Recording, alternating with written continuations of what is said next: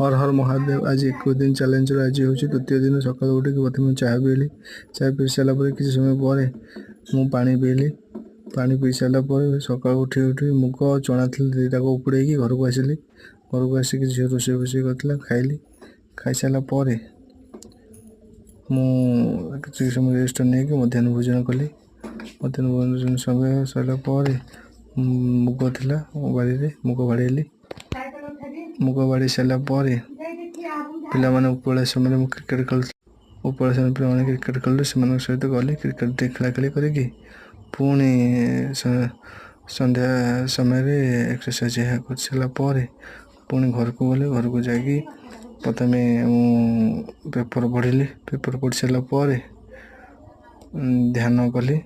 आज शिक्षा हूँ मनुष्य वंचित अवस्था सबू पाइबा उचित। मरला पर कहीं पाइबेनि। जय जगन्नाथ, जय माता पिता।